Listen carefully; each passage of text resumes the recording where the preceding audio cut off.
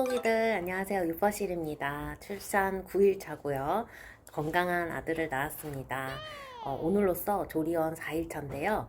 어제부로 즉 출산 8일 만에 8kg이 빠져서 여러분들께 그 팁을 좀 말씀드리고자 영상을 찍게 되었어요. 보시다시피 얼굴이나 팔, 다리 전체, 몸 전체 등에 부종이 하나도 없고요. 그래서 예약해놓은 산후 마사지마저 다 취소할 정도로 정말 몸 상태가 최상입니다. 어떻게 이렇게 관리할 수 있는지 출산 직전과 그리고 조리원 생활을 한번 여러분들께 보여드릴게요. 제일 중요한 식단부터 보실게요. 먼저 저는 출산 30일 전부터 식단을 초클린식으로 하고 있었고 운동을 매일매일 하고 있었습니다.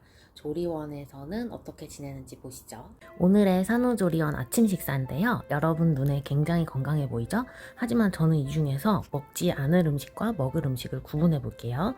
일단 쌀밥 안 먹을 거고요. 미역국에 미역만 건져 먹고 국물은 먹지 않습니다. 또한 생선 조림에서도 이 빨간 부분 국물 절대 안 먹을 거고요. 국물이 스며들어 있는 무도 손대지 않을 겁니다. 또한 김치 대신해서 나오는 동치미 국물, 백김치 국물이나 백김치도 손대지 않을 겁니다. 샐러드에서 드레싱 부분은 최대한 피해서 먹을 작정이고 부족한 단백질을 보충하기 위해서 굽네 닭가슴살 소세지 그리고 반숙란을 먹을 거예요. 반숙란이랑 닭가슴살 소세지는 배고플 때 언제든 먹습니다. 그 밖에도 제가 식사 중간중간에 단백질 쉐이크를 아몬드 브리즈에 섞어서 타먹고 있고요. 그리고 단 게 정말 많이 땡길 때에는 제로 초콜릿이 발려져 있는 견과류, 또 빼바라고 불리우는 단백질 바를 정말 많이 먹고요. 롯데에서 나오는 제로 초콜릿도 섭취하고 있습니다. 그리고 과일 중에서도 저같이 혈당이 스파이크가 좀 올라오는 사람한테는 포도당보다는 과당이 더 많은 바나나 그리고 포도 이런 것들은 괜찮다고 해서 먹고 있고요. 여에스더 레몬즙 100%를 음료수에 타서 마십니다. 격렬한 운동은 오히려 출산 전에 정말 많이 했고요.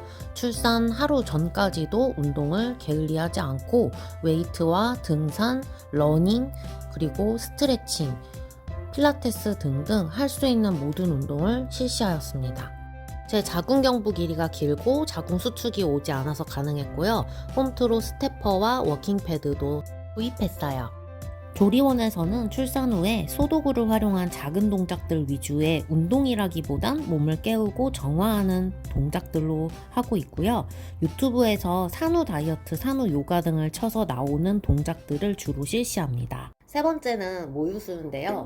모유수유를 하면 정말 살이 많이 빠질까요? 제 체감상 정말 많이 빠지는 것 같습니다. 제가 모유수유를 본격적으로 하기 전인 이번 상태에서는 첫 일주일은 정말 살이 그렇게 많이 빠지진 않았어요. 그런데 조리원 들어와서 모유수유를 본격적으로 시작하면서부터는 살이 급격하게 빠졌고요. 그리고 네 번째로는 영양제 섭취입니다. 저는 되게 다양한 영양제를 섭취하고 있는데요. 그 목록을 말씀드리자면 비타민 D, 칼슘, 마그네슘, 유기농 레몬즙, 호박즙, 철분, 유산균을 먹고 있어요. 그런데 그 중에서도 철분은 아무래도 음식물에 붙어서 배출될 가능성이 높기 때문에 음식 섭취 전후로는 드시지 않는 것이 좋습니다. 그리고 유산균은 공복에 드시는 것이 가장 이상적이고요. 또 변비를 관리하는 것이 중요한데요. 제왕절개 수술을 하든 뭐 어떤 방식으로 낳든지 간에 변비가 처음에 찾아온다고 해요. 저 같은 경우는 모유수유에 해가 되지 않는 변비약을 환의 형태로 동그라미 환의 형태로 되어 있는 것을 처방받아서 먹었고요. 변비를 깨끗이 해결했습니다. 그랬더니 또 살이 잘 빠지더라고요. 또 쓸데없는 수분 관리를 잘 하셔야 돼요. 아무래도 임신을 하고 출산을 하게 되면 수액을 맞기도 하고 그리고 오로라든지 아니면 커진 자궁 속에 들어있는 다양한 물질들 때문에 몸무게가 많이 나갈 수 있거든요. 그 수분 관리를 철저하게 하기 위해서는 여러분께서 저염식을 하시고 또 스트레칭을 자주 해주시는 것이 좋습니다.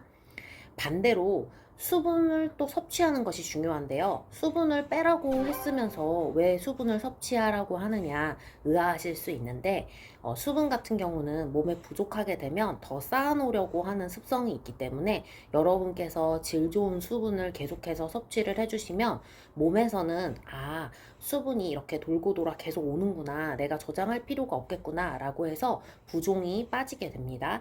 그래서 저는 카페인 없는 그 붓기 빼는 티를 쿠팡에서 시켜서 따뜻하게 계속 마시고 있어요. 이렇게 하면 또 모유 수유에도 좋다고 해서 많이 마시고 있고요.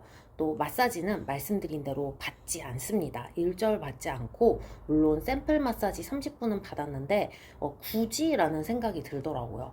산후조리원 마사지 비용이 만만치 않거든요. 저희 산후조리원은 5번 받는데 75만 원이더라고요. 저는 그 정도는 기본으로 받으려고 했는데 부종이 워낙에 없어요. 하나도 안 부었어요.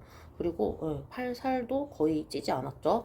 그리고 다리에도 붓기가 전혀 없습니다. 얼굴 실제로 보면은 좀 약간 훅 들어갔다 늙었다라는 생각이 들 정도로 부종이 없어서 마사지는 안 받으려고 합니다. 만약에 나중에 육아하면서 힘들면 도수 치료 정도는 받을까 생각 중이에요.